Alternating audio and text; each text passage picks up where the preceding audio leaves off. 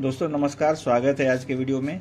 तो आज ये हमारे सामने देखिए पावरलाइट की एक पावर सप्लाई है, पुराने टाइप की सप्लाई है, काफ़ी स्टेबल, काफ़ी अच्छी सप्लाई है दोस्तों। ये अब थोड़े थोड़े प्रॉब्लम इसमें आने लगे हैं और कॉमन प्रॉब्लम इसमें जो है वो आपको बता रहा हूँ। तो ये 180 वाट की पावर सप्लाई है, 36 वोल्ट इसका आउटपुट है, सिंगल आउटपुट सप्लाई है। 2 कैपेसिटर यूज किए हैं डीसी फिल्टर के लिए। जो यहाँ से एसी से डीसी कन्वर्ट होता है वो 330 के आसपास इस कंडेंसर पे आता है, उसको फिल्टर करने के लिए 2 कैपेसिटर यूज किए हुए हैं। और देखिए इसमें कॉमन प्रॉब्लम क्या है। तो दोस्तों इसमें कॉमन प्रॉब्लम सबसे पहले जो आता है, कैपेसिटर पे अगर वोल्टेज आपका आ रहा है और डिस्कनेक्ट करने के बाद भी वो एपियर रहता है, सप्लाई डिस्चार्ज नहीं हो रही है, तो आपको क्या चेक करना है उसमें। इस प्रॉब्लम में सबसे ज़्यादा इसमें आईसी का प्रॉब्लम आता है। ये आईसी रिप्लेस करें इसके लिए।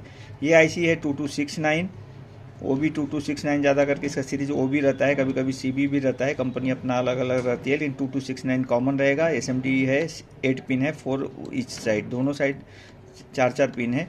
और अगर आपका ये कंडेंसर डिस्चार्ज नहीं हो रहा है तो आपको इस कैपेसिटर पर वोल्टेज चेक करना है, इसमें 12 से 15 वोल्टेज आ रहा है या नहीं आ रहा है। अगर ये वोल्टेज ज़्यादा आ रहा है तो इसका मतलब है आईसी ओपन है। अगर वोल्टेज ड्रॉप हो रहा है तो ये आईसी शॉर्ट है या फिर ये रेजिस्टेंस ओपन है। ये जो 2 रेजिस्टेंस है 474 के हैं, 470K के 2 रेजिस्टेंस सीरीज में यूज किए हैं, लगभग 1 मेग के आसपास इसका वैल्यू हो जाता है। तो ये सप्लाई आप चेक करेंगे तो यहाँ पे आपको 170 के आसपास सप्लाई दिखा देगा और यहाँ पे बहुत कम हो जाता है। तो इस कंडीशन में आपको आईसी रिप्लेस करके देखना है। और आईसी के आसपास के एसएमडी जब मॉसफेट शॉर्ट होता है तो आपको चेक करने हैं। तो इसके लिए क्या क्या चेक करना है, तो देखिए यहाँ पे एक डायोड लगा हुआ है, जीना डायोड है ये, और यहाँ पे 101 का एक रेजिस्टेंस लगा है। यहाँ पे देखेंगे आप तो एक डायोड लगा है, इसके क्रॉस में एक 10 ओम्स का रेजिस्टेंस लगा रहता है जिसपे 100 का प्रिंट रहता है। ये सब कंपोनेंट आपको चेक करने हैं। ये रेजिस्टेंस चेक करना है गेट से, जो ग्राउंड होता है मॉसफेट के गेट से 0.15, 0.12, 0.1 या फिर 0.22 का वैल्यू यहाँ आपको मिलेगा। इसको रिप्लेस करना है, सेम वैल्यू का रेजिस्टेंस डालना है। इसको शॉर्ट गलती से भी ना करें, हाई वैल्यू रेजिस्टेंस कभी ना डालें। हाई वैल्यू डालने से भी ये मॉसफेट उड़ता है कभी कभी और आपकी पावर सप्लाई लोड नहीं लेती है। उसके बाद है ऑटो कपलर। ऑटो कपलर के ये पिन्स अगर शॉर्ट होते हैं तो आपके स्विचिंग नहीं होता है दोस्तों। डायोड के रेंज में अगर हम ये 2 पिन का रेजिस्टेंस देखते हैं तो 600 ओम्स के आसपास डायोड के रेंज में 600 ओम्स या 550 ओम्स से आगे दिखाना चाहिए। 700, 650, 700 तक चलेगा।